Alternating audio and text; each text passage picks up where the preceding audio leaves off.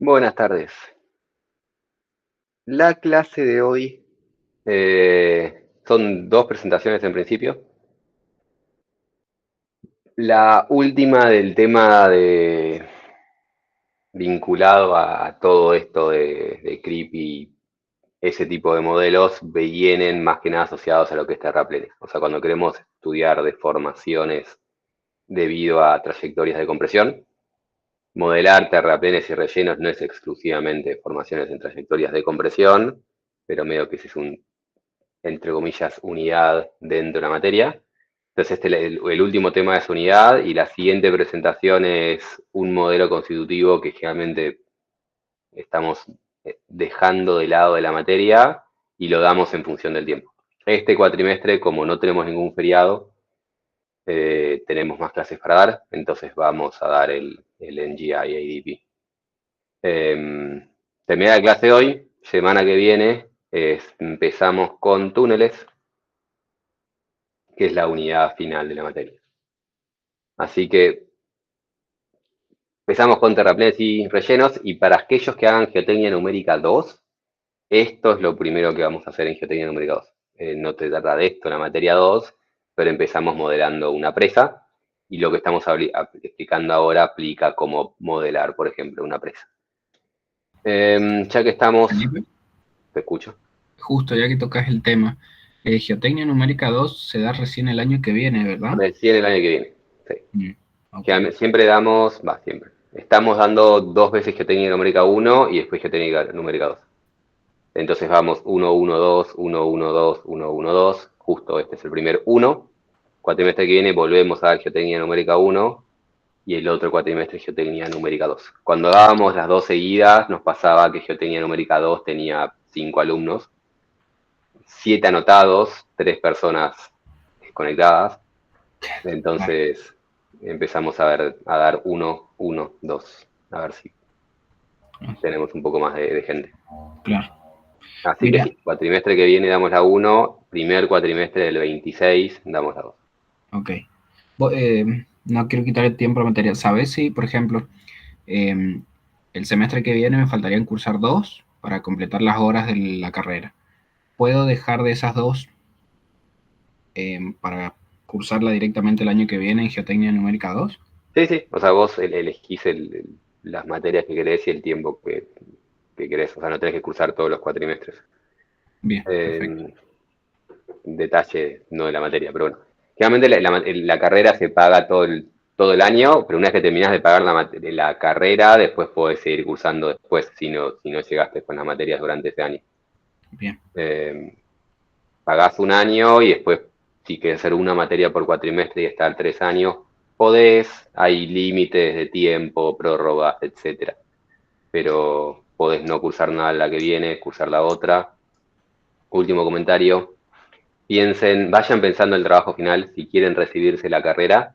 mm, El trabajo final no tienen que esperar a terminar las materias para empezar el trabajo final. Empiecen a pensar director, temas, cosas, si quieren terminar la carrera.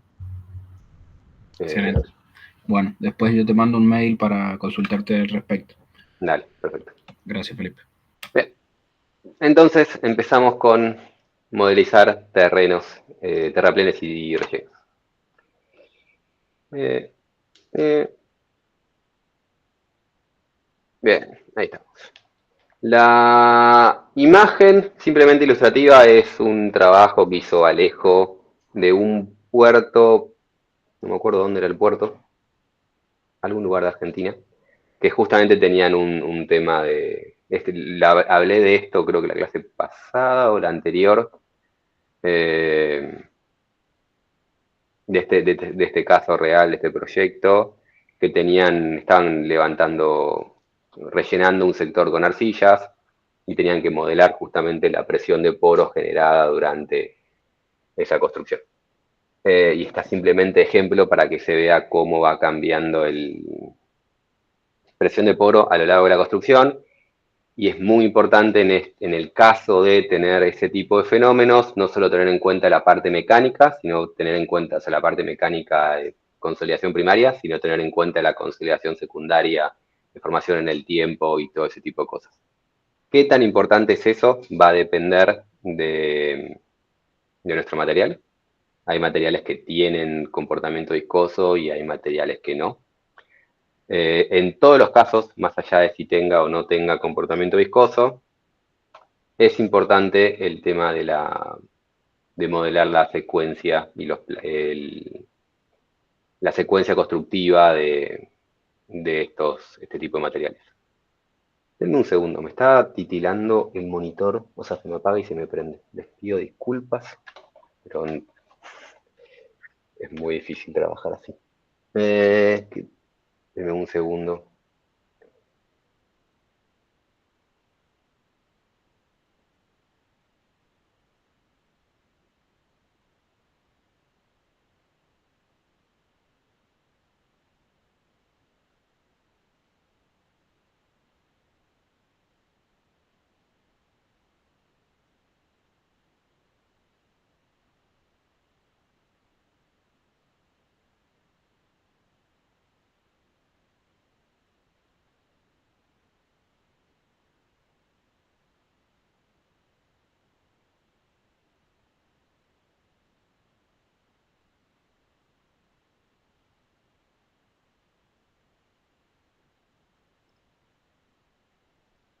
No logré arreglar el monitor, lo desenchufé directamente, así que denme un segundo que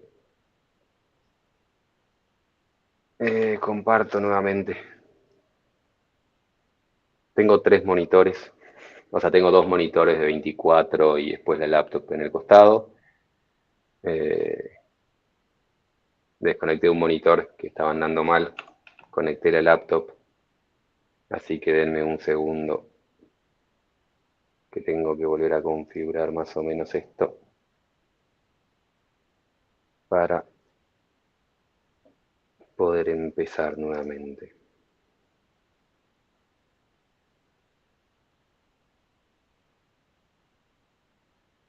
Bien. ¿Y esto funciona o no funciona? Funciona.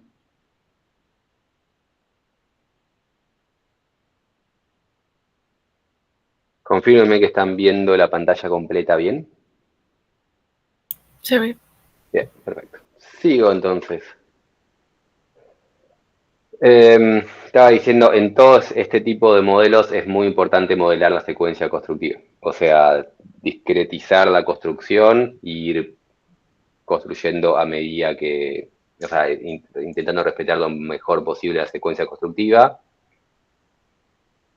Y cada una de estas secuencias constructivas le tenemos que dar algún tipo de tiempo. No solo tener que decir qué se pone en qué orden, sino cuánto tiempo demora cada fase.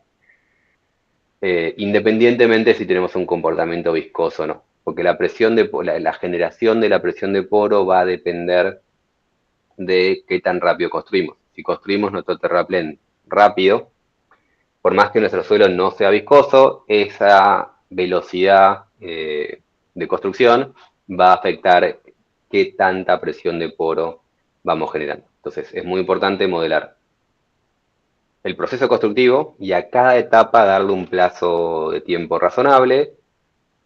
Y otra cosa que es importante recordar que el tiempo de consolidación depende de la rigidez y de la permeabilidad. Entonces, cuando modelamos este tipo de procesos, es muy importante modelar correctamente, o sea, calibrar correctamente la permeabilidad, que es un tema de discusión amplio, o sea, es muy difícil calibrar la permeabilidad, los ensayos in situ tienen problemas, los ensayos de laboratorio tienen problemas, no vamos a meternos en eso en este momento, pero todo eso es muy importante para poder intentar modelar evolución de presión de poro, que va a afectar tanto la evolución de los desplazamientos como la seguridad de nuestra estructura. Otra cosa importante a modelar es el efecto de la compactación. A medida que nosotros construimos el terraplén, depende de qué estamos haciendo, es muy común compactar ese terraplén para justamente reducir después asentamientos. Y de alguna forma tenemos que modelar esta compactación, que no es trivial, porque cuando compactamos, generalmente compactamos con un rodillo que se va moviendo, y siempre tuvimos el deseo, nunca lo hicimos, de intentar realmente modelar una carga que se mueve y ver qué tanto difiere ese por una carga constante, o de hacer algo que vamos a hablar más adelante de aumentar la densidad. Pero de algún tipo, de alguna forma, tenemos que modelar esta carga, esta sobrecarga que se pone, que reduce la relación de vacíos, que compacta nuestro terreno, que entra en nuestro suelo, deja de ser normalmente consolidado, y eso cambia muchísimo los resultados de asentamiento.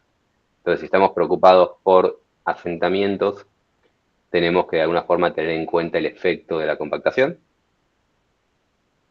Tenemos que recordar de calcular siempre la seguridad en todas las etapas.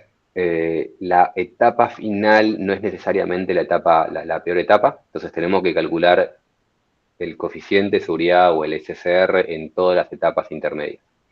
Y justamente la seguridad de las etapas intermedias va a estar vinculada a lo que dije antes de la generación de presión de poro. Estimar bien presión de poro a lo largo de la construcción me va a cambiar eh, la seguridad a lo largo de la construcción. Si tenemos algún tipo de mejoramiento de suelos, tenemos que ver cómo modelamos este mejoramiento de suelos, que no es trivial. Mejoramiento de suelos puede ser sencillamente precargar el terreno, o sea, yo tengo un terraplén, le pongo una precarga para justamente consolidarlo, o para acelerar el proceso de consolidación, o para acelerar el proceso viscoso. Hablamos de todas estas cosas durante el curso, entonces hay distintas razones por las cuales yo podría estar interesado en poner una precarga.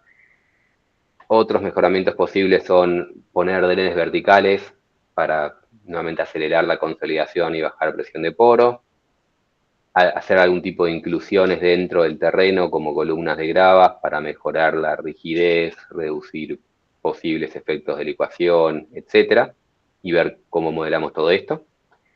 Y después tenemos otros efectos que estamos llamando de segundo orden, simplemente para decir efectos que suelen ser menos importantes, como el hecho de que si tenemos suelos que cambian mucho su relación de vacíos, cambia su porosidad.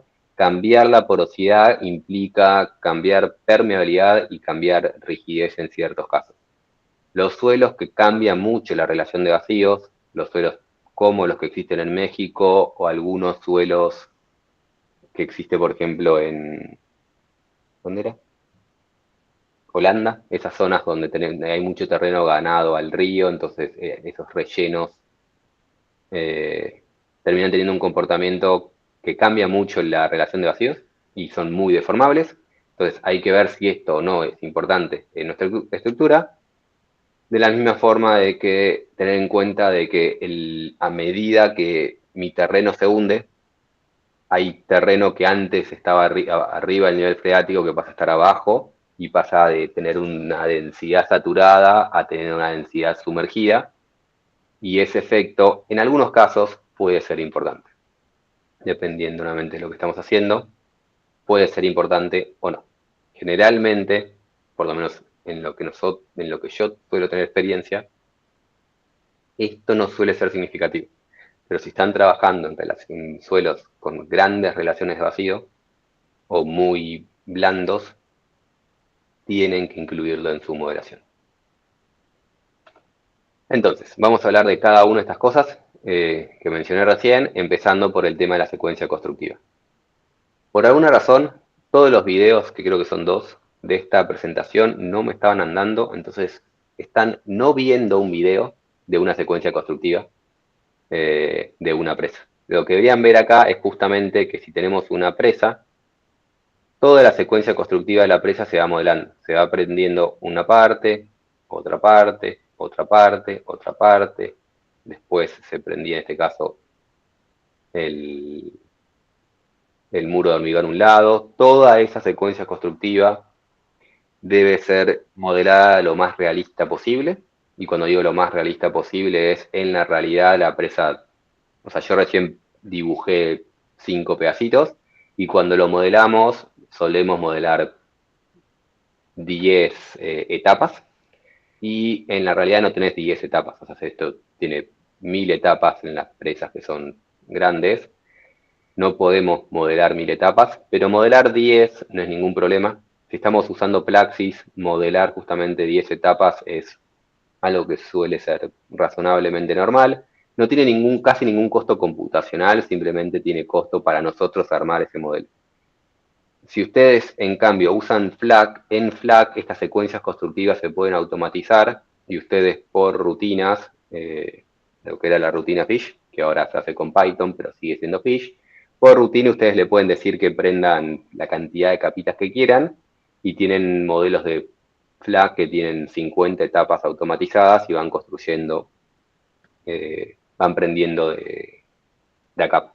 A cada una de esas capas le tienen que dar un tiempo para poder justamente calcular la consolidación lo mejor posible. Y el otro beneficio de poder modelar todas las etapas intermedias es que pueden calcularle el factor de seguridad a cada una de esas etapas intermedias. O sea, van calculando no solo la evolución de las deformaciones, la evolución de la generación de presión de poro, y pueden calcular la evolución del SCR a medida que van construyendo para ver cuál es el punto con menor factor de seguridad y después inclusive mejorar y optimizar el plan de construcción. Si ven que hay algún punto que se está construyendo demasiado rápido, levanta demasiada presión de poro, pueden usar estos modelos para ajustar esa construcción y demorar la etapa que sea necesaria modelar, demorar. El hecho de modelar correctamente la secuencia constructiva no solo me da todos estos beneficios de que tengo los resultados que dije recién, sino que, como dice acá abajo, también me genera un estado tensional más realista. O sea, si ustedes tienen un terreno y de la nada prenden un suelo con esa forma, les da tensiones distintas a que si construyen esto y después construyen esto y después construyen esto y después construyen esto. Al hacer la secuencia constructiva, la trayectoria de tensiones también cambia. Porque este punto, por ejemplo, durante las primeras 2 etapas trabaja mayoritariamente a compresión y cuando finalmente ponemos este suelo, eso hace una trayectoria más de corte. Si ustedes modelan la secuencia constructiva, ese puntito, que voy a llamar PA, va a tener inicialmente una trayectoria de compresión para después tener una trayectoria de corte, que no es la misma trayectoria que hubiese tenido si lo prenden de entrada. Si lo prenden de entrada, no va a tener esa trayectoria inicial de compresión. Y eso cambia o sea, A1 y A2 va a tener un distinto sigma 1, sigma 3. Entonces, si queremos calcular correctamente el estado tensional, que después me termine afectando la estabilidad, no es la palabra, pero sí qué tan cerca estamos de la falla de mi presa, o de mi terraplén, es importante modelar esa secuencia constructiva.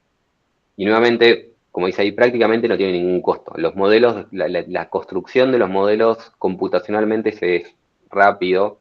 Rápido quiere decir, puede estar 2 horas calculando algo, pero 2 horas hoy en día no es nada. Entonces, modelemos la mayor cantidad posible. Acá tienen, por ejemplo, una secuencia constructiva de una presa, justamente, que lo que se va haciendo, esto es una presa de relave, nuestro grupo tiene mucha experiencia haciendo modelación de presas de relave, entonces van a ver muchos ejemplos de presas de relaves y más si hacen geotécnica numérica 2 dentro de un año. Acá justamente van viendo cómo se van prendiendo cada una de las etapas y dependiendo del modelo que hagan, son 10 etapas, son 20, son 30. No es tanto trabajo hacer esa discretización. Lo más fiel posible.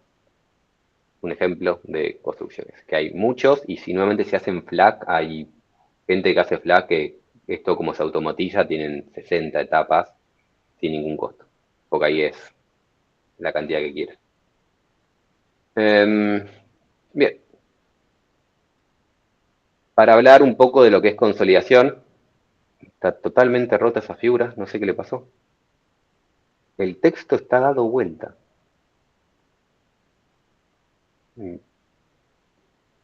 Hace una hora esta figura estaba bien. Lo que está comparando acá la figura es la diferencia entre un suelo elástico y Hardening Soil Model, por ejemplo. Eh, Básicamente esto era un modelo lineal y esto es HCM y cómo cambia la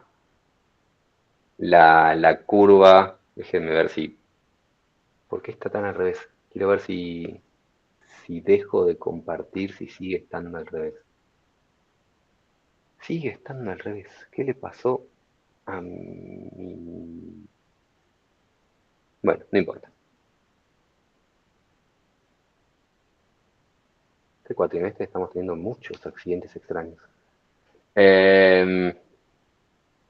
¿Cómo cambia si hacemos algo elástico que algo con HSM? Y una de las razones, entre varias, de por qué cambia usar modelos tipo HSM, modelos con endurecimiento versus los modelos elásticos lineales en que se basa la teoría, es, por ejemplo, que justamente lo que estamos viendo acá es el típico diagrama de consolidación. O sea, inicialmente hay una presión, una cierta carga, la carga inicialmente la toma el agua. Entonces, si nosotros ponemos un cierto Q, el Q inicialmente lo toma el agua, y después de a poco el agua empieza a fluir, estamos asumiendo que puede escurrir para arriba y para abajo. Cuando este agua empieza a escurrir, lo que pasa es justamente empieza a disipar presión de poro desde afuera hacia adentro, y eso es la consolidación. Cuánto escurre para arriba y cuánto escurre para abajo depende de la permeabilidad y de la rigidez. HCM, por cómo está construido HSM o HSS, como ustedes ya saben, tiene rigidez dependiente de la presión. Entonces, la zona de abajo es más rígida que la zona de arriba. Como la zona de abajo tiene una rigidez distinta, consolida a una velocidad distinta para arriba que para abajo. Entonces, ese diagrama es el diagrama que sale automáticamente simplemente por usar un modelo tipo HSS. Entonces, podemos tener en cuenta el cambio de rigidez de los materiales gratis, entre comillas, y la consolidación anisotrópica en el sentido que para arriba y para abajo fluye valores distintos, simplemente por hacer HC. Lo otro que podemos incorporar, si queremos, es el tema de la compresibilidad del agua. El agua no es infinitamente compresible, es infinitamente incompresible, tiene cierta rigidez, y nosotros podemos jugar un poco con esa rigidez en el modelo numérico. En el caso de suelos no es significativa, para un suelo típico el agua es rígido infinito, pero si queremos entrar en rocas, ahí la rigidez empieza a ser comparable, entonces podemos jugar un poco con esa compresibilidad del agua, porque la compresibilidad del agua afecta enormemente los resultados. El dibujo no ayuda, pero acá arriba deberías decir 100, ahí arriba tenemos el 100, no sé por qué está todo dado vuelta. Rarísimo. Vamos a ver el de abajo que está un poco más claro. Acá tenemos 100 y acá tenemos, ¿cuánto será eso? 65. Y las curvas de arriba lo que tienen es asumiendo que tenemos un B de Skempton igual a 1. El B-value es la relación de que cuando yo tengo una muestra, le somete una carga, ¿qué porcentaje de esa carga la está tomando el agua?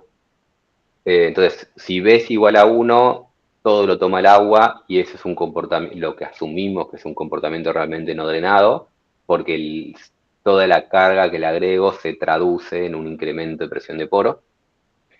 Mientras que la figura de abajo, la curva de abajo, la curva roja, es cuando B era, creo que es 0,85, que es lo que hice acá, pero dado vuelta.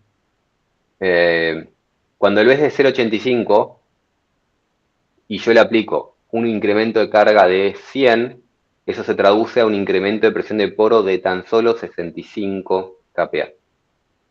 Entonces es muy importante poder modelar justamente esa compresibilidad del agua, o sea, qué tanta carga se traduce en un incremento de presión de poro, depende de la rigidez del agua frente a la rigidez del esqueleto. Entonces, podemos jugar un poco con eso, y es uno de los problemas, me estoy yendo de tema, pero de por qué los triaxiales es muy importante asegurar que ese B sea alto. Si el B no es alto, no estoy generando el incremento de presión de poro que necesito. Hay muchas razones por las cuales ese B puede bajar, no solo es rigidez, el juego de rigidez entre agua y suelo, sino es que tiene el agua. Si el agua no es, si el agua tiene burbujas, cambia esta compresibilidad del agua y numéricamente podemos jugar con eso. Podemos jugar, como dije recién, con el tema de la rigidez. Esto es lo que dije de la comparación entre el elástico y el HSM.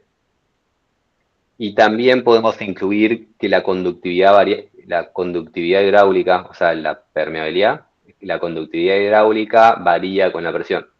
Entonces, numéricamente podemos usar un modelo de flujo que tenga en cuenta el cambio de K con P, así como podemos incluir el cambio de la permeabilidad con la relación de vacíos. Si queremos traquear relación de vacíos, la zona también más de abajo tiende a estar más comprimida y podemos cambiar esa permeabilidad. Así como modelar todas las distintas secuencias de carga y disipación. Entonces, inclusive para problemas sencillos, hay bastante valor agregado en los valores numéricos, en los métodos numéricos. Es decir, si tenemos, nuevamente, consolidación típica de capas drenantes arriba y abajo, podemos estar tentados a usar las fórmulas analíticas, pero esas fórmulas analíticas traen un montón de hipótesis simplificativas que cuando hacemos métodos numéricos podemos evitar. Si queremos un resultado mejor a las fórmulas de consolidación, podemos hacer un modelo numérico y es sencillo. Hoy en día abrir Plaxis o FLAC o el programa que les guste a ustedes, abrir un modelo,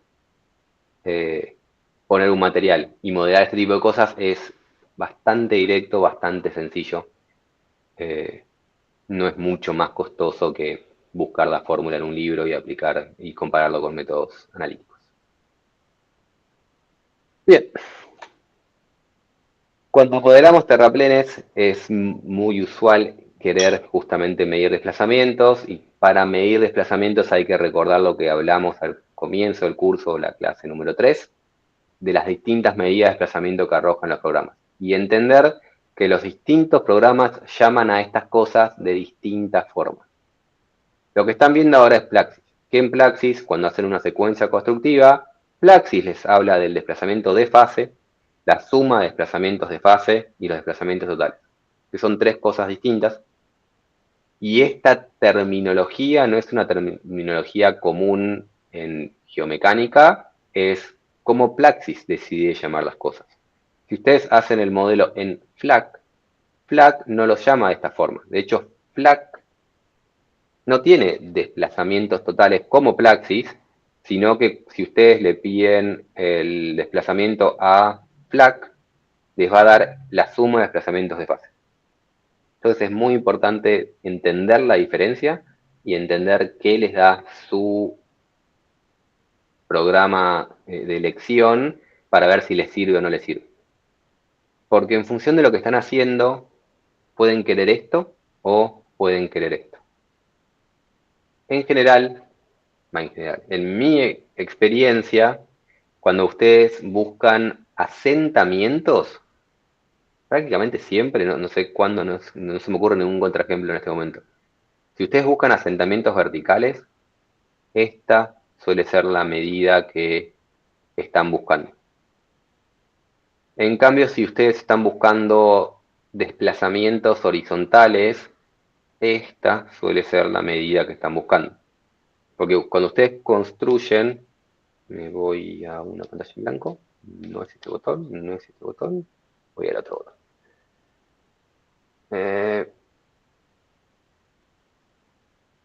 Ahí estamos. Cuando ustedes construyen, tienen un cubito, vamos a hacer de una forma de... voy a hacer el cubito porque si no es muy difícil, muy molesto de dibujar. tienen un cubito. Cuando le construyen arriba la nueva etapa, este fondo baja, entonces en realidad el nuevo cubo lo están poniendo acá. Y el desplazamiento del cubo es el desplazamiento que tiene desde que nace en esta altura y cuánto baja. No les importa que la malla originalmente tenía un punto acá, porque este punto nace en esa altura, entonces quieren desde que aparece el cubo empezar a sumar desplazamientos para abajo. Nuevamente, no es importante generalmente si ustedes buscan asentamientos verticales, no es importante que original la malla estaba acá, lo que les importa es desde que se prende ese suelo, cuánto se mueve para abajo. En cambio, cuando ustedes tienen desplazamientos en horizontal, la malla está acá, y ahora cuando esto se mueve de esta forma y ustedes le construyen arriba, lo que le van a construir se lo construyen ahí, se lo construyen desplazado hacia la izquierda. Y es muy usual que quieran justamente saber cuánto se les está desviando la verticalidad de su construcción. Y esta desviación de lo que originalmente, de lo que es vertical respecto a lo que termina siendo la construcción, porque esto después todo se les mueve para allá, digamos, esa pérdida de la verticalidad no te lo da la suma de desplazamientos de fase, te lo da los desplazamientos totales, según lo que Plaxi llama suma de desplazamientos de fase y desplazamientos totales. Entonces, en función de qué desplazamiento buscan, cambia qué medida de desplazamiento están buscando. Y los distintos programas llaman esto de distinta forma y a veces tienen que ustedes, por fuera del programa, hacer la cuenta y no confiar en el programa. Después vamos a ver, en un segundo vamos a ver un ejemplo, o en creo que 2 diapositivas, de que justamente hay ciertos casos que es mejor exportar a un CSV o Excel o lo que mejor quieran ustedes, a los que le da el programa de cálculo, y después por separado ustedes suman o restan o hacen las cuentas necesarias. Porque no siempre lo que les da el programa es lo que quieren. A veces tenemos suerte, generalmente sí, es o suma de desplazamiento de fase o desplazamientos totales. Pero es importante que piensen cuál es el que quieren en cada caso. Siento que eso no lo expliqué claro. ¿Había alguna consulta acá?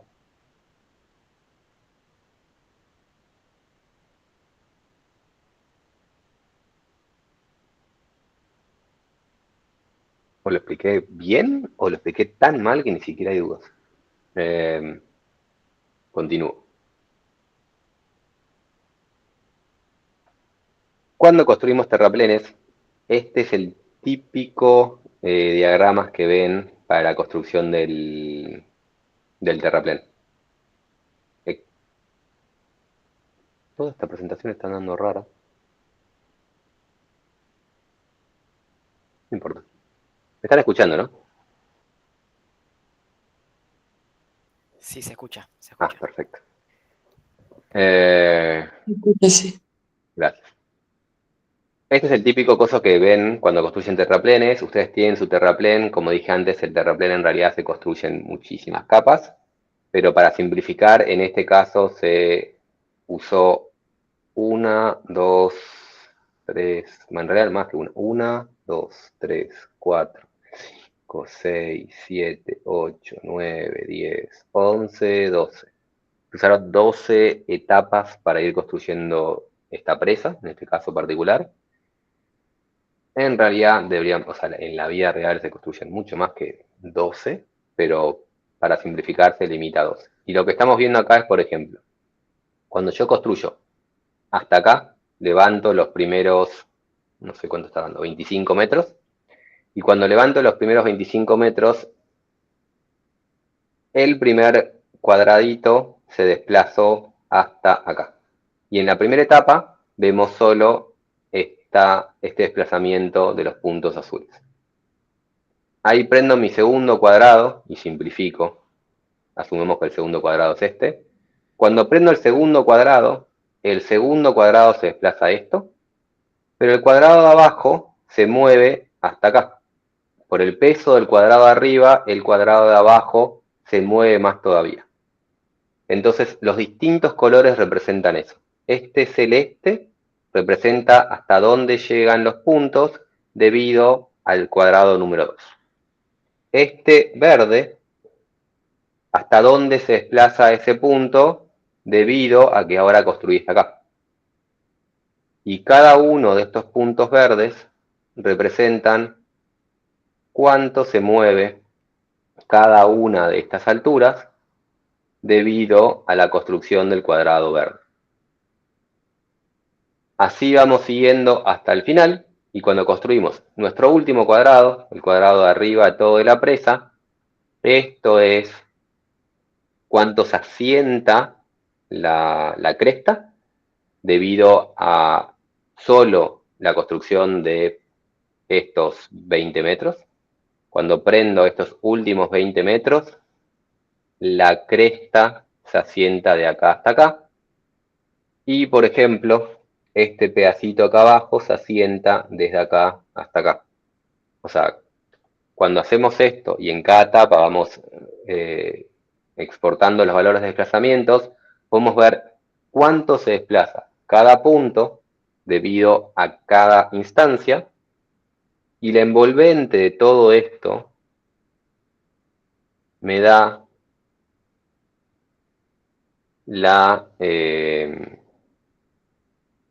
cuánto se desplaza cada instancia al final de la construcción.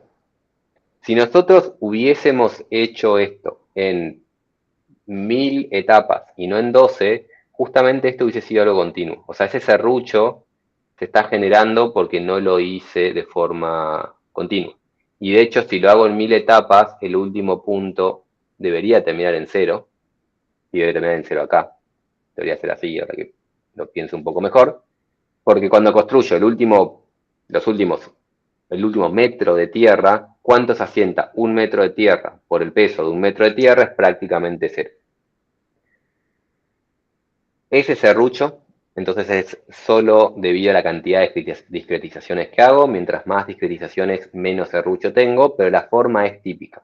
Y lo que es importante ver es que siempre el punto que más se desplaza no es el punto de arriba de todo, sino el punto del medio. Este tipo de gráficos es muy útil para ver cuánto material adicional necesito para la construcción de la presa. Esto me va a decir justamente cuánto bajan las cosas. Es muy importante para ver material adicional, así como para ver ciertas cosas constructivas, saber que si este valor es 1 metro, o sea, 1 metro viendo acá abajo, si ese valor es 1 metro, quiere decir que lo que inicialmente pongo a una altura de 200, una elevación de 200, termina en una elevación de 199. Me dice todo cuánto va bajando. Y este tipo de curvas justamente se hace exportando la suma de desplazamientos de fase.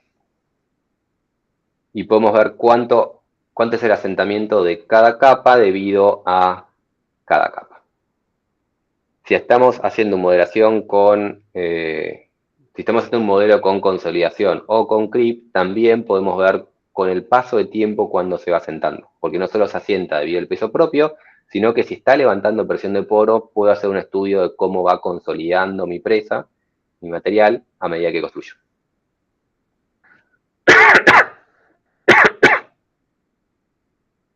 Bien.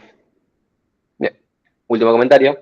En este caso particular, este gráfico se construyó exportándolo afuera de Plaxis, porque justamente si ven que el punto abajo no se mueva, no es que realmente no se mueve. Cuando yo construyo mi presa, si yo construyo una presa de 170 metros, la base de la presa se asienta. Entonces, en realidad, el Plaxis, cuando les arroja un resultado, este resultado abajo es no nulo. En este caso, en este estudio, se restó manualmente ese valor, porque lo que queríamos estudiar, lo que querían estudiar, yo no estuve en este proyecto, lo que querían estudiar era cuánto se asentaba, cuánto ese asentamiento podía ser controlable. Cuánto se asienta la fundación no depende de tu material, depende únicamente de la rigidez de tu fundación. Si lo construyen arriba de una roca, este valor es bajo. Si lo construyen arriba de una grava, ese valor va a ser más alto. Entonces, ¿cuánto se asienta? El nivel cero de tu presa depende del suelo de fundación, que generalmente no lo pueden mejorar. Pero ¿cuánto se asienta la presa en sí? Este valor depende de la rigidez de tu material. Entonces, ustedes tienen control sobre este asentamiento, tienen valor sobre este asentamiento, y cambiar materiales o cambiar grado de compactación les puede reducir este valor, pero no les reduce este asentamiento. Este asentamiento depende únicamente del peso que le ponen arriba y del material de fundación. Por eso arranca en cero, pero en realidad este punto se está desplazando también. Bien, entonces tienen que modelar lo mejor posible las etapas constructivas, más capas mejor, pero no tiene sentido hacer 800. Y lo otro que dijimos que era muy importante modelar era justamente la compactación del suelo. Cuando ustedes compactan, lo que logran es que la deformación inicial del suelo, la etapa más flexible del suelo, esos asentamientos no queden dentro de los asentamientos finales de estructura. Si ustedes construyen, compactan, este valor se reduce, porque el asentamiento no se produce durante la construcción, sino que lo generaron al preconsolidar el suelo. Y al preconsolidar el suelo, lo que logran es que los asentamientos, que pueden, en este caso, eran de 2 metros sin compactación, se reduzcan a 1 metro compactando. Entonces, compactar el suelo reduce mucho los asentamientos durante construcción, y la dificultad es cómo modelar esta compactación. Lo que deberían ver acá, uno de los videos que no me funciona, es que una estrategia que usamos nosotros para modelar esa compactación es prender la capa, prenden la capa en la etapa 1, prenden la capa. En la etapa 2, o sea, en una etapa siguiente, cambian el peso de esa etapa, la densidad de esa capa, a una capa con el doble de densidad. Entonces pasan a un suelo que tiene el doble de densidad. Como tiene el doble de densidad, le están poniendo una carga adicional, se desplaza. En la etapa 3 vuelven al material de densidad original y después construyen una nueva capa. Y acá vuelven a hacer lo mismo, construyen una nueva capa con el material original, cambian este material a un material con el doble de densidad, y eso simula la carga adicional que le están poniendo, vuelven al material original. Y ahí construyen una etapa adicional. Entonces, en realidad, el modelo anterior, que les dije que eran 12 etapas, en realidad eran 12 de estos incrementos, de estos raíces de suelo. Cada uno está conformado por 3 etapas. Se prende con el peso original, se le aumenta el peso, se vuelve al peso real. Y ahí después se prende una nueva etapa.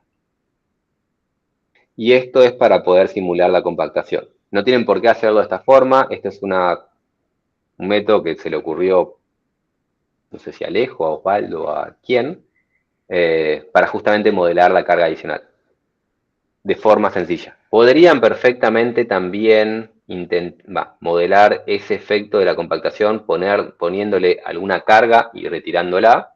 El tema es que poner una carga y retirar una carga implica más trabajo para hacer el modelo, porque en cada línea tienen que estar agregando una línea de carga y prender y apagar. En cambio, cambiar el peso no implica más trabajo al construir el modelo, simplemente implica más etapas porque tienen que estar cambiando densidades. Entonces, este truco es un truco posible para simular ese efecto posible de la compactación. ¿Qué tanto aumentar el peso?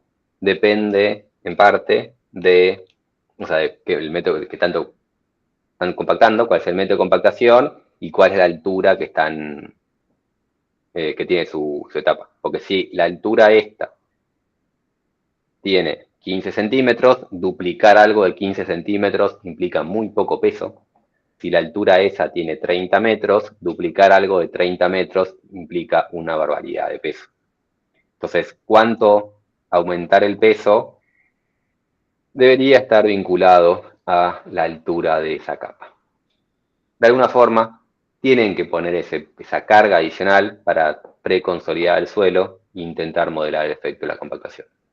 Y cuando hacen esto, justamente después, cuando después quieren exportar los resultados de los asentamientos del programa, tienen que manualmente retirar el asentamiento que se genera en esa etapa. Porque el asentamiento que se genera durante la compactación no es un desplazamiento real que va a sufrir su estructura. Porque ustedes cuando construyen, cuando tienen esta etapa y llegan a cierto nivel y lo compactan, llegan a este nivel. No, el modelo les va a decir que el suelo se compactó y se desplazó para abajo, pero ese desplazamiento en la vida real no va a existir porque ustedes van a respetar topografía y van a respetar este valor final de construcción de esa etapa.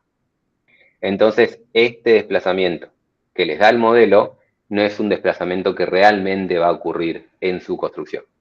Entonces, manualmente tienen que ir buscando esas etapas y no incluirlas en su suma y hacer esto por afuera del Plaxis en Excel o Python o el programa que más les divierta. Bien. Como dije al principio, siempre que modelan este tipo de cosas, terraplenes, es muy importante calcular el factor de seguridad de todas las etapas o de la mayor cantidad de etapas intermedias posibles, porque nunca saben cuál es el valor el SCR más bajo que tiene. Y lo que me gusta hacer a mí es justamente después ustedes pueden hacer un dibujo de SCR versus fases. Y básicamente les dice, van haciendo algo así y van viendo si siempre el SCR es mayor que 1,3, que es el típico SCR para etapas intermedias. Y si no da mayor que 1,3, se fijan cuál es la etapa a mejorar. Inclusive si todos dan mayor que 1,3, les dice cuáles son las etapas más peligrosas que va a tener su construcción. Entonces le van calculando el SCR a lo largo de todas las etapas y no solo la final. Acá faltan cosas en la presentación, pero vamos a seguir adelante. ¿Hasta acá alguna consulta? Hola Felipe, buenas tardes. Christopher por acá. Tenía una duda con respecto al gráfico anterior, en donde presentas cómo por el efecto de la compactación reducen los asentamientos. Sí, sí. Así voy a comentar basado en geotecnia clásica. Generalmente cuando tú lees la parte de compactación te comentan de que cuando tú compactas material por la rama seca, generalmente este material aún, cuando evalúa fábrica, comportamiento basado en conductividad hidráulica y todo esto, él aún consigue deformarse más, y en cambio cuando compactas por la rama húmeda, ya ahí como que tienes una estructura más estable, ¿no? La fábrica más estable, el material de hecho esperas que sea poco compresible en comparación al que de la rama seca. Eso que estás presentando acá, ¿tuvo ese tipo de análisis?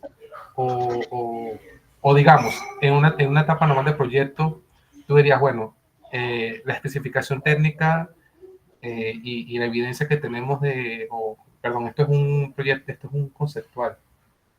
Digamos que tú estás evaluando un proyecto que ya existe, Implantaste una TCF y lo que estás haciendo es evaluar Correcto. la segunda etapa. O sea, exista o no existe, esta era una TCF y vos de alguna forma calibrás el HSS lo calibraste con un E0 y el modelo este no tiene rama seca y rama húmeda, tiene simplemente un E0. Este 0 tiene que representar lo más fielmente a tu suelo real, digamos. Exacto. O sea, esa es la compresibilidad que tenga tu suelo. Ok, o sea que yo debería de alguna forma tener datos en donde yo, basado en un ensayo en una serie de ensayos de compactación para el mismo material, yo evaluar cuál es la relación esa relación de base, no, ese es el E, una inicial. Claro. Para esta condición de rama húmeda o rama seca, digamos. Sí, dependiendo de tu material. Si vos, o sea, el HSS tiene un único módulo no tiene un único módulo especial, pero tiene un valor constante de rigidez. Y vos tenés que buscar la rigidez más representativa que pueda tener tu material. Ok. Y es uno de hecho, creo que sí, en algún momento de esta presentación hay una diapositiva de eso, porque recién hablaba justamente de la relación de vacíos. Cuando tu material cambia relación de vacíos y cambia mucho su relación de vacíos, cambia el E. Correcto. Pero dentro de tu modelo no tenés esa opción de cambiar el E, excepto que quieras a medida que progresa tu construcción cambiar el material, que nunca lo vi, y es un chino. Entonces tenés que buscar el E más representativo posible y no el E inicial que tenga. Exacto. Ok. No, perfecto. Con eso puedo reorganizar mi pensamiento. Bien. O sea, dije HSS porque nosotros justamente solemos usar HSS. Hay otros modelos constitutivos que sí tienen, que sí traquean no es la palabra en español, pero sí tienen relación de vacíos como variable estado, entonces pueden hacer mejor ese trabajo, pero tienen otros problemas también. Hay muy pocos modelos que puedan calcular, o sea, dentro de Plaxis hay muy pocos modelos que puedan calcular esos fenómenos correctamente. En Plaxis, FLAC, RC2, hay muy pocos modelos que yo conozca.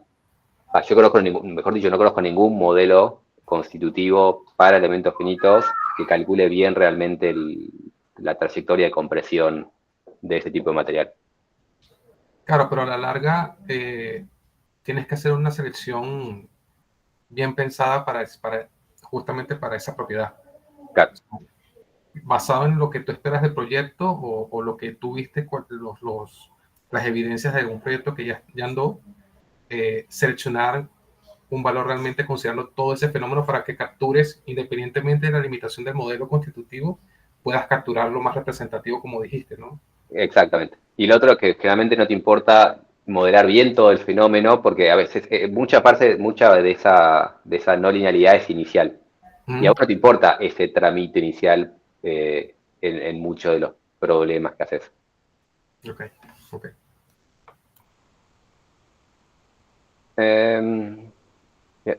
Felipe, una consulta. ¿Me escucho? Según el método que estuviste mostrando ahí para la simulación de la compactación, requiere de una altura mínimo, digamos, si yo tengo estos terraplenes. Y mi otra consulta es, digamos, ¿cómo escoges estas capas, ¿no? ¿Con qué criterio, digamos? Porque entiendo que si las capas son más pequeñas, digamos, tus desplazamientos van a ser menores, ¿no? No sé si estoy Bien. equivocado. O sea, vos tenés cierto terraplén. Ese terraplén lo dividís en un número finito en el sentido de no infinito. Elegís un número de capas en que lo dividís. Y en cuántas capas lo dividís depende más, o sea, depende en parte de tu proceso constructivo. Nunca poner más capas que tenga realmente tu proceso constructivo. Si el terraplén es muy chiquito, no se va a construir en 15 capas, en 15 instancias. Entonces, nunca menos que las que realmente vayas a construir. O sea, constructivamente esto tendrá, vamos a decir un número, 30 centímetros. Depende de lo que estés haciendo. Nunca menos de 30 centímetros. Ahora, si tu presa mide 200 metros, no lo podés dividir en capas de 30 centímetros porque te va a costar mucho. Van a ser demasiadas capas. Entonces, tenés un mínimo en función de la construcción. Pero después, si tenés 200 metros, lo construís en algo que sea razonable para tu trabajo, que suele rondar en 10 capas. O sea, esos 200 metros lo terminaste partiendo en 10 capas de 20. No estoy dibujando 10, pero imagínate que lo dividiste en 10 capas de 20. Si tiene 200 metros, lo dividiste en capas de 20. Si tiene 100 metros, lo dividiste en capas de 10. Simplemente porque era humanamente posible dividirlo en 10, 15 capas. Si tenés FLAC, sí, nuevamente, si tenés FLAC, dividirlo en 60 capas es mucho más sencillo. Si tenés FLAC, la altura de tu capa va a ser directamente la altura de tu elemento. Vos tenés una cierta discretización de elementos finitos que vas a elegir y podés irte tan chico a la altura de un elemento según tu discretización, siempre y cuando ese elemento no sea menos que 30 centímetros. Una vez que elegiste cuántas capas dividir, o 10 si estás usando Plaxis, porque Plaxis tiene limitaciones, o 50 si usaste FLAC, y FLAC es mejor para esas cosas, porque se pueden programar, tenés una cierta altura de capa. Y después a esta capa vos le querés aumentar el peso propio para simular la compactación. Cuánto aumentarle el peso propio va a depender de H y de tu proceso de compactación. O sea, cuando vos compactás, compactar es equivalente a ponerle una cierta carga Q.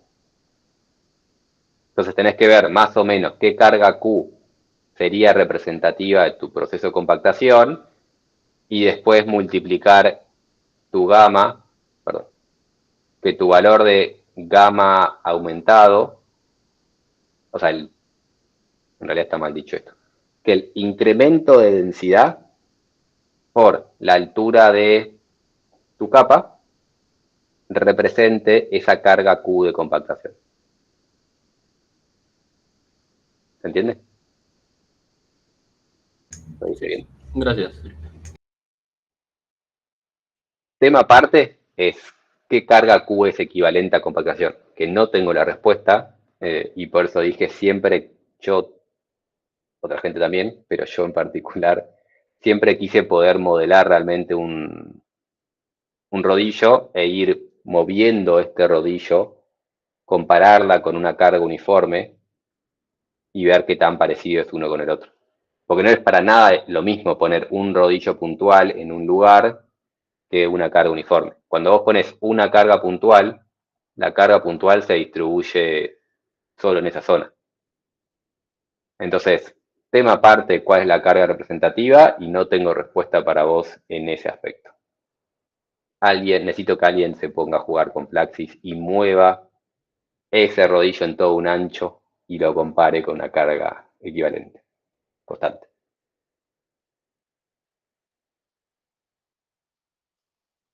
¿Avanzo o más preguntas?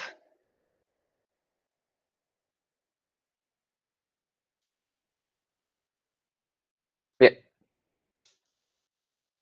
Otra cosa que puede ser importante dependiendo del proyecto es el simular las precargas. Yo cuando voy, nuevamente, construyo un terraplén,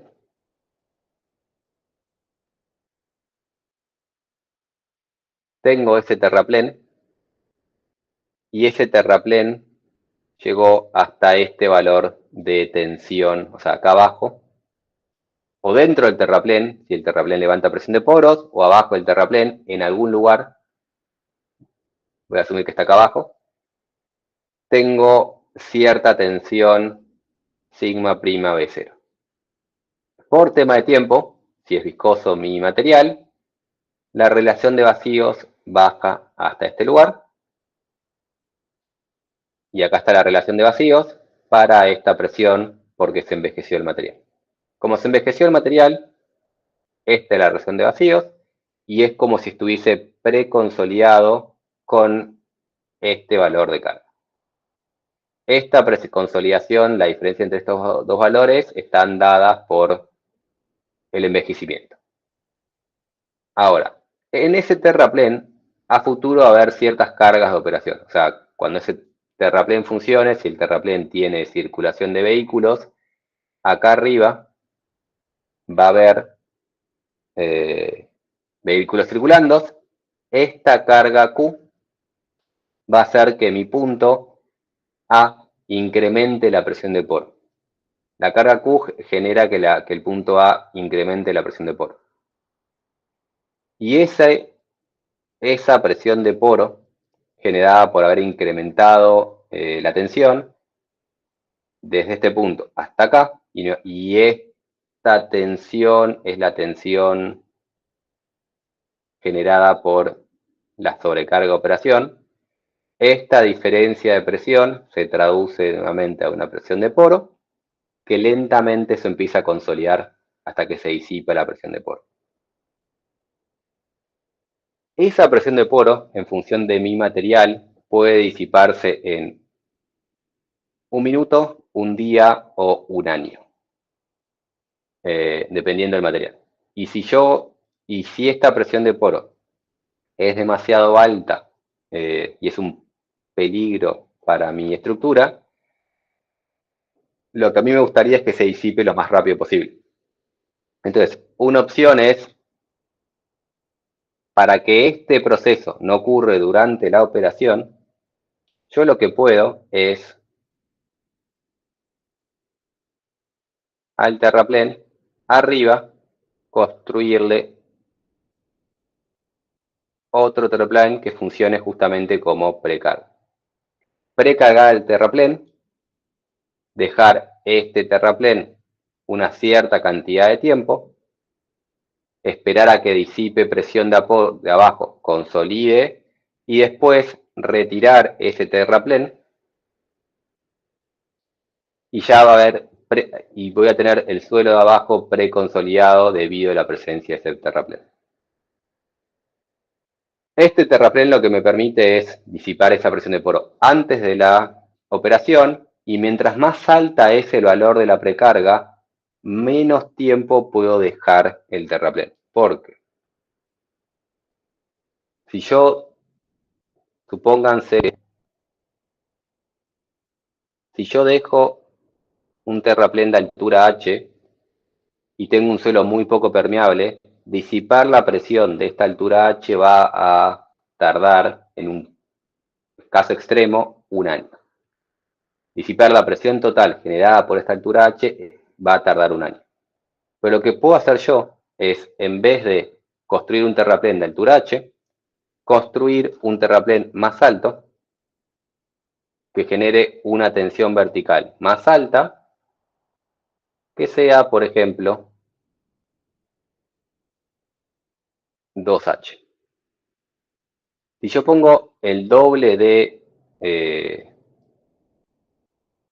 precarga, el doble de carga de precarga, el doble de altura de suelos, esto genera una tensión vertical inicial más alta, y como la tensión inicial es más alta, no requiero que disipe el 100% de la presión de poro generada por toda esta altura, sino que requiero que disipe la presión que hubiese generado esto. Y es decir, necesito que disipe la mitad de la presión de poro que genera el 2H. Necesito que U llegue al 50%, que disipe solo la mitad de la presión de poro. Y cuando en los procesos de disipación, si no recuerdo mal, esto era un 3. Es decir, para que disipe el 100% de la presión de poro, tarda una unidad de tiempo 3, mientras que para que disipe el 50% de la presión de poro, demora una unidad de tiempo de 0,2.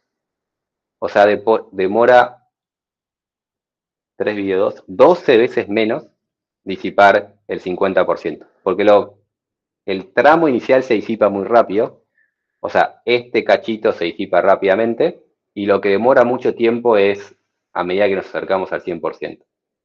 La parte inicial, o sea, inicialmente disipa rápidamente presión de poro porque disipa lo que está en los extremos y tarda que disipe lo que está dentro del centro del suelo. Y por eso hay tanta diferencia entre disipar el 100% y el 50%. Entonces, una estrategia cuando tenemos este tipo de problemas que demoran mucho en disipar presión de poro es poner una precarga inicial más alta y dejar esta precarga, en vez de el año que hubiese requerido esto, 12 veces menos, un mes con una precarga de 2 veces la altura. Esto es algo que se hace en construcción, o sea, poner una precarga, mientras más precarga, menos tiempo se pone, entonces van jugando entre la altura, porque tampoco ponen una precarga infinita, van jugando entre cuánta precarga pueden poner, pero mientras más precarga, menos tiempo. ¿Y esto qué hace? Se hace en construcciones reales, también tienen que hacerlo y pueden hacerlo dentro del modelo. Dentro del modelo, lo que no sé por qué eliminé, pero esto de ponerle una precarga, en vez de construirlo, en vez de prenderle un suelo arriba, lo que hacen sencillamente es ponerle una carga Q, equivalente a el suelo que vayan a apoyar arriba, dejar la carga Q durante un mes, y después en la siguiente etapa remueven la carga Q y simulan justamente la precarga. En Praxis, simular este proceso es directamente trivial, y si están usando el modelo constitutivo correcto, van a poder preconsolidar su suelo y tener el comportamiento correcto del suelo preconsolidado luego de poner la precarga. Totalmente trivial, pero importante de incluirlo si su proceso constructivo incluye una precarga. Para seguir hablando de presión de poros, si la obra que están haciendo levanta demasiada presión de poro y es un problema, pueden o regular la velocidad de construcción o agregar drenes. Estos drenes que están viendo acá son drenes verticales. Estos drenes verticales, cada una de esas líneas son drenes verticales. Y hay dos opciones posibles. Pueden simular, primero explico por las dudas qué es un dren vertical. Un dren vertical, o sea, son tubos, que los tubos estos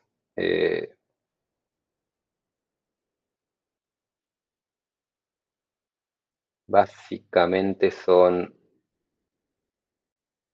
unas estructuras de este tipo recubiertas por membrana.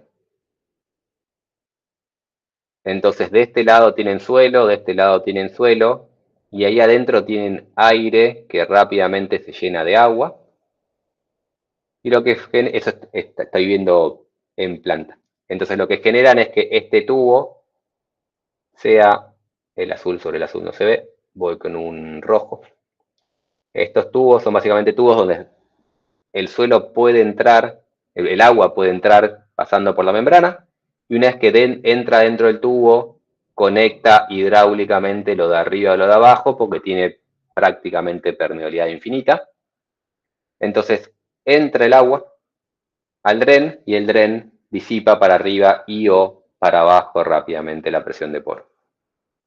Estos drenes verticales tienen sentido únicamente si tienen un estrato permeable abajo donde pueda entrar la presión de poros de ese estrato impermeable, y en vez de que el estrato, en vez de esta presión tener que circular toda esta distancia, este punto circula y se mueve al dren, que está muy cerquita, y el dren, como está hidráulicamente conectado con el material permeable que está abajo, disipa esa presión de poro casi de forma instantánea. Estos son los drenes, y para simular esos drenes tienen la opción de o simularlo explícitamente con elementos estructurales o reemplazar el suelo por un material equivalente que tenga las propiedades promedio de suelo y dren. O sea, todo esto de acá lo reemplazan por un cuadrado que tenga una permeabilidad mucho más alta en vertical para poder simular esa disipación de la presión de poro. Esta fórmula que tienen acá es justamente una fórmula que se explica cuál es la permeabilidad que debería tener ese suelo equivalente si van a usar un suelo equivalente. Si no, pueden directamente discretizar esos drenes en particular.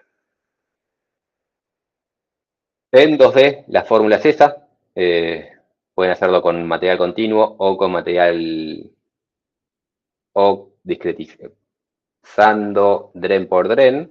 Y estas fórmulas están bastante validadas, tanto analítica como numéricamente. Y lo que ven acá es justamente la validación de estas fórmulas para el caso de la variación de estas fórmulas usando Plaxis. O sea, lo que se fijó Wong es justamente modelar el proceso de consolidación, puso un material dren y se fijó y modeló la disipación de la presión de poro. La presión de poro se mueve hasta el dren y una vez que llega al dren disipa automáticamente. Y eso lo están viendo acá. Acá no hay presión de poro, lo más alejado del dren posible está la máxima presión de poro, y se fijó cómo iba cambiando esa presión de poro a medida que avanzaba el tiempo para poder validar justamente estas fórmulas de materiales equivalentes. Ahí lo tienen para axial simétrico, plane strain y en modelo 3D. Trabajo hecho por Wong.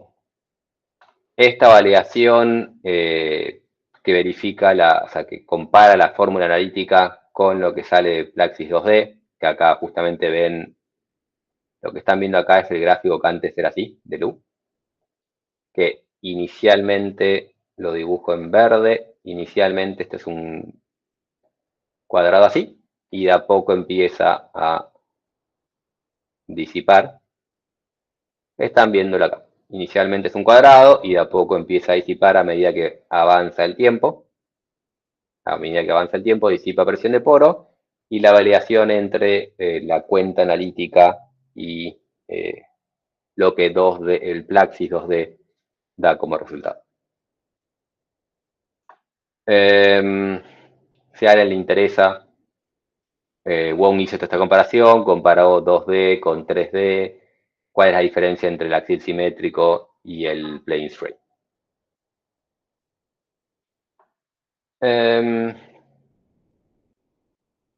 Y esto acá es simplemente el caso de un caso real donde se usaron los trenes verticales, donde justamente el problema era que en esta zona estaba levantando mucha presión de poro, porque era la zona donde el estrato poco permeable era más alto. Debido a la construcción de esta zona, debido al peso que aparecía acá, esto levantaba presión de poro, y después obviamente con el tiempo se disipa, siempre esa presión de poro se va disipando en el tiempo.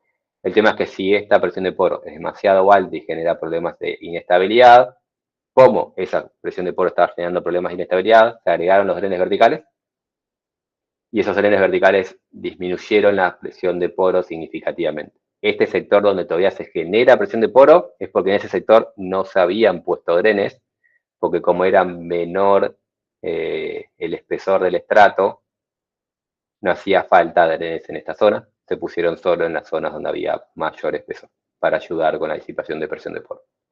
El dren no es mágico, o sea, genera cierta presión de poro, simplemente hace que esa presión se disipe más rápidamente, porque tiene que solo moverse hasta el dren y no tiene que... O sea, lo que hace básicamente es reducir la distancia. No se llega a ver, vuelvo al rojo. Esta distancia versus esta, no, ni siquiera, la mitad de esa distancia original versus esta distancia. Y achicar, no me acuerdo la fórmula en este momento, pero achicar a la mitad de la distancia es más que aumentar al doble la velocidad de disipación. Bien, o lo modelan como elementos discretos o un modelo continuo con permeabilidad equivalente, Y el mismo comentario vale para inclusiones rígidas.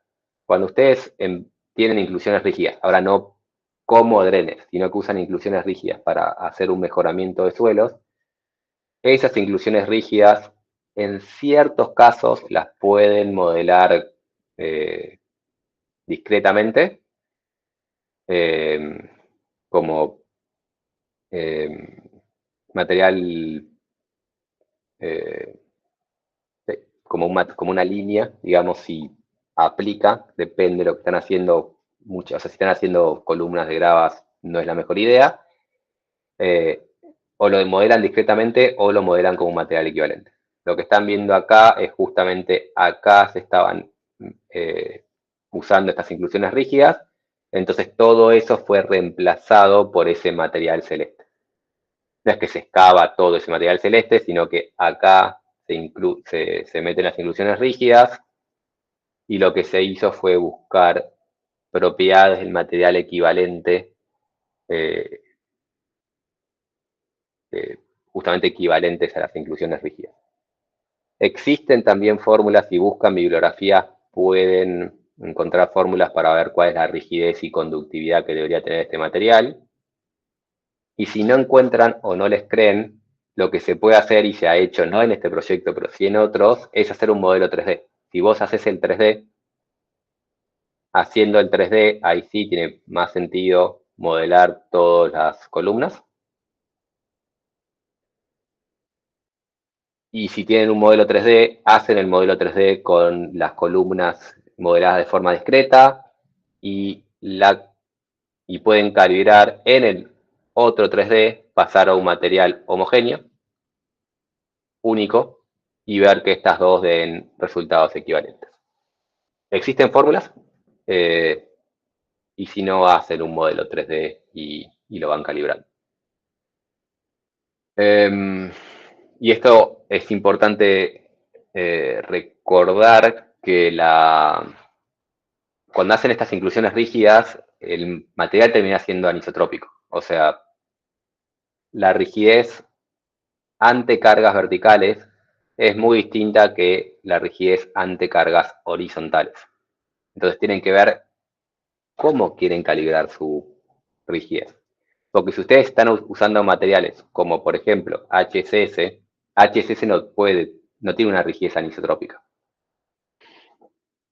Entonces o la calibran para las cargas verticales, sin interesados en ver asentamientos por construcción, o lo calibran para cargas horizontales si están interesados a ver comportamientos debido a carga dinámica. Porque cuando están ante cargas verticales, las columnas suelen ser bastante más rígidas que los suelos, dependiendo de lo que están haciendo. Las inclusiones suelen ser más rígidas que los suelos. Entonces, prácticamente toda la carga vertical se traduce en las columnas. Es similar a una especie de promedio de rigideces, la rigidez vertical en vertical. La rigidez en vertical es prácticamente un promedio de rigideces, mientras que la rigidez en horizontal ya no es un promedio de las rigideces, es más la inversa de la suma de las inversas, porque cuando esto se mueve para allá, todo el suelo que está alrededor de la grava se puede perfectamente mover en horizontal. O sea, cuando ustedes están haciendo algo vertical, todas las deformaciones tienden a estar unificadas y la deformación de todos los materiales es más o menos el mismo.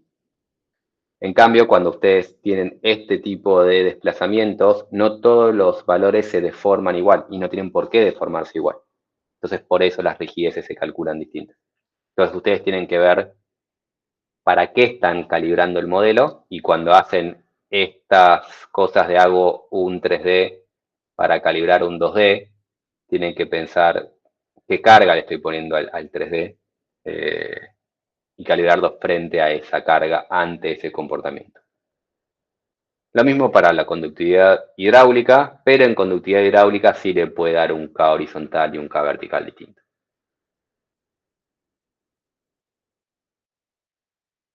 Bien, ¿alguna consulta?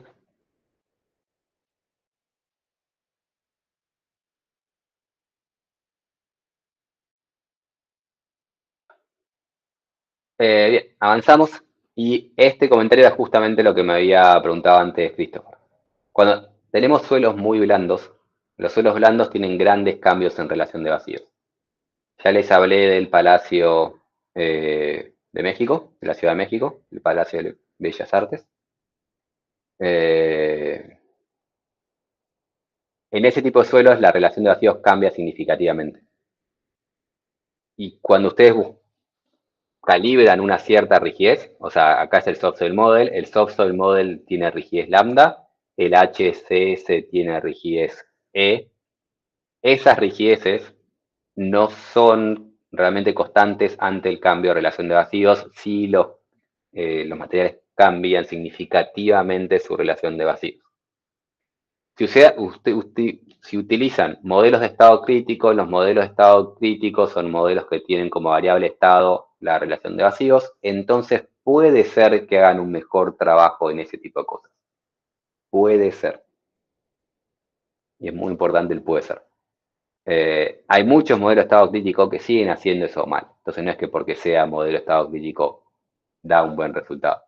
Y de hecho Cam Clay, que está mencionado ahí, tiene rigidez separada, independiente de relación de vacíos, entonces tiene un poco más de juego. Cam Clay es un modelo puramente académico. Lo menciono solo porque está en la diapositiva.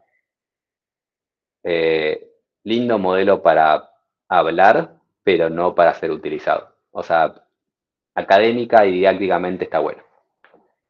Pero bueno, lo importante es que los modelos de estado crítico, como tienen esto como variable estado, la relación de vacíos, pueden hacer un mejor trabajo en algunos casos. Los modelos que estamos viendo en este curso, como Soft Soil y HCS, tienen una rigidez que no depende de la relación de vacíos, entonces no depende a medida que se va deformando, no va cambiando, no va ganando rigidez simplemente porque lo compactamos. Entonces tenemos que elegir justamente para esa rigidez un valor representativo de esta relación de vacíos. O sea, si el material lo posicionamos con una relación de vacíos de 1 y después durante su construcción termina una relación de vacíos de 0,5, no puedo utilizar el 1, que es el valor inicial. O sea, la relación de vacíos es 0, que debería ser la relación de vacíos inicial, no tiene que ser la inicial, sino que tiene que ser un valor representativo de todo el proceso que esté simulando. Esto no tiene nada que ver con Update Mesh, no tiene nada que ver con grandes deformaciones. Es simplemente elegir parámetros representativos del material. Segundo comentario, Updated Mesh no tiene nada que ver con grandes deformaciones tampoco. Tercer comentario, FLAC llama Large Strains a algo que tampoco tiene nada que ver con grandes deformaciones.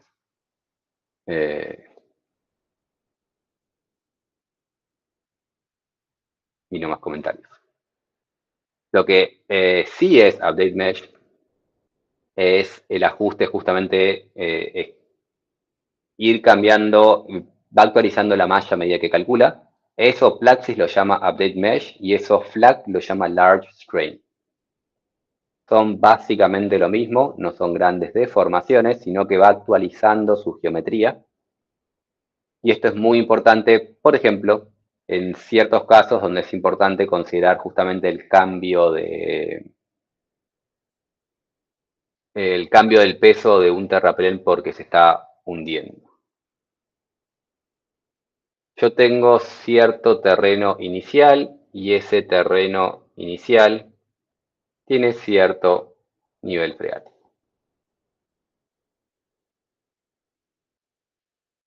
Cuando yo le construyo un terraplén encima, si el suelo, bueno, si el suelo es blando, esto es más importante, pero en todos los casos, esto se va a asentar y ahora ese suelo y ese terraplén van a estar en la posición violeta. Y toda esta parte del suelo va a pasar a estar sumergida del terraplén. En la mayoría de los casos, tal vez no nos importa mucho, pero el suelo que antes estaba arriba y ahora se sumerge, al estar sumergido pesa menos. Y ese cambio de peso en algunos casos puede ser bastante importante. Nosotros si usamos la versión por default de los programas, lo que pasa es el suelo se hunde y está abajo del nivel freático, pero no cambia la densidad del suelo. O sea, el programa, si no le estoy pidiendo que actualice nada, el suelo estaba arriba con su peso saturado y se hunde con su peso saturado. Y eso nos da la curva azul de asentamientos.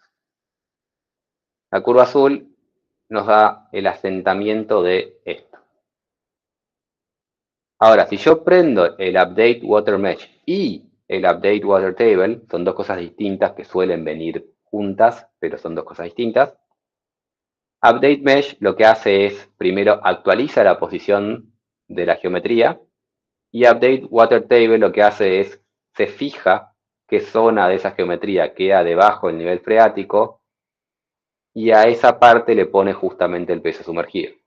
Como el peso sumergido es menor, lo que termina sucediendo es que ahora el asentamiento debido a ese terraplén es la curva roja. La diferencia entre este número y este número se debe a la diferencia de peso de este pedazo versus la diferencia de pesos de este pedazo. En la mayoría de los casos no es significativo, pero nuevamente hay ciertos casos donde los asentamientos son muy grandes y nos cambia mucho, o ciertos casos donde el peso del suelo es muy bajo y también nos cambia mucho. O sea, puede pasar. Hay dos razones por las cuales queremos utilizar eso. Si este asentamiento es muy grande o si este valor es muy bajo.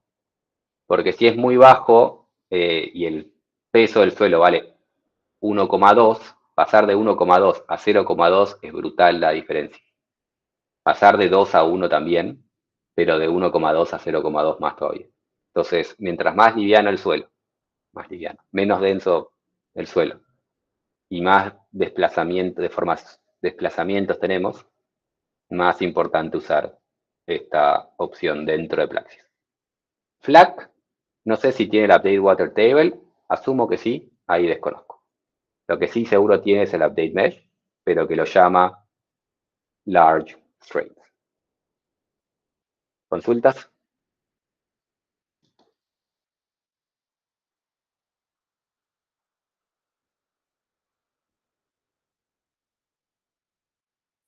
Con esto terminamos esta presentación y permítanme hacer un pequeño intervalo y después del intervalo en 8 minutos seguimos con la segunda presentación, que es más corta que esta. Así que en 8 minutos seguimos con la segunda presentación.